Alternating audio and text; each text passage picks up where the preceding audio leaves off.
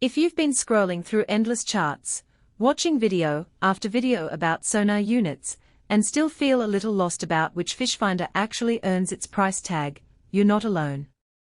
The decision feels especially heavy when you're planning a new boat setup and can't afford to waste a season on a unit that looks great on paper, but falls short once you're out on the water. That's why I'm breaking down the Garmin ECHOMAP UHD2 74sv with the GT54 Transducer in a way that mirrors what I found after digging through specs, forum threads, and the handful of real-world anecdotes that exist. Link is in the description if you want to check the product details on Amazon. First off, let's talk about what this machine is trying to be. It's a 7-inch, sunlight-readable touchscreen Chartplotter that doubles as a sonar system, with the GT54 Transducer promising traditional, ClearV, and side-V scanning. In plain English, you're getting a display that should stay bright even at noon, and a single transducer that can flip between deepwater traditional sonar, high-resolution ClearV imaging, and side-looking scanning for structure. The built-in Navionics Plus coastal charts give you a base map of the U.S. coastline right out of the box, and the Wi-Fi lets you push waypoints, routes, or even sonar snapshots to a phone or tablet without pulling out a laptop. If you already own a force trolling motor, the unit talks to it wirelessly so you can plot a route and have the motor follow it automatically.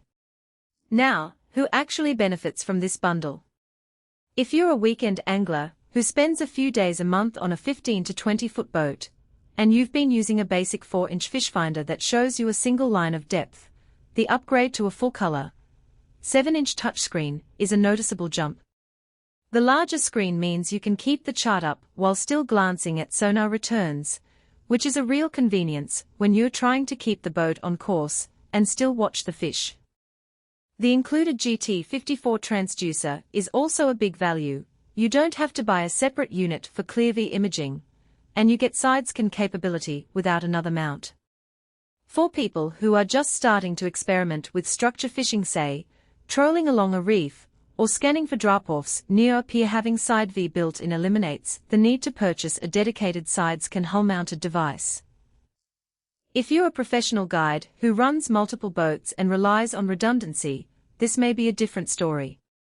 The UHD2 is a solid Allenone for a single vessel, but it doesn't have the modular flexibility of higher-end Garmin models that let you stack multiple transducers, or upgrade to a dual-frequency system without swapping hardware. Guides often want the ability to swap out the transducer for a more powerful one when they head into deeper offshore waters, and the GT54's 200-watt output may feel limiting beyond the 200-foot range. So for a guide operating on a 30-foot boat that covers both inland lakes and offshore rigs, you might end up needing a second unit, or a higher-end model down the line. Let's get into the day-to-day experience. I spent a Saturday morning on a modest 18-foot aluminum boat on Lake Erie, testing the UHD2 from launch to dock. The first thing I noticed was how quickly the touchscreen calibrated. You just power on, and the unit pulls a quick GPS lock. The map appears with a bright, high-contrast rendering that remains legible even though the sun was directly overhead. Switching from the Navionics chart to a sonar view was just a tap away, no menus to scroll through, just a swipe. When I toggled into ClearV mode, the image of the water column was crisp enough to see individual fish silhouettes around 30 feet deep. The side-scan view was the most eye-opening. By rotating the transducer to the side, I could see a narrow band of structure rocks and a small submerged log right alongside the boat's path. That helped me decide where to drop my lure without guessing. One practical strength that showed up repeatedly in my testing was the wireless integration with the force trolling motor. I plotted a simple rectangular route around a known base hotspot, hit center motor, and the boat followed the path at a steady 3 miles per hour. The motor's built-in GPS synced perfectly with the Chartplotter's waypoint data, so I never had to manually steer. For anglers who like to set and forget while they focus on casting, that automation saves both mental bandwidth and fuel. On the flip side, the GT54 transducer has a few hidden trade-offs. Because it's a single-element unit designed to do three things, you have to make a choice each time you switch modes.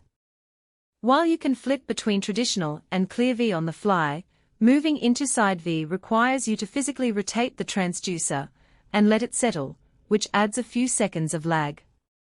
In fast-moving scenarios, such as when you're cruising at 5 to 6 miles per hour and trying to keep a side scan on a moving spool, that delay can mean missing a structure feature.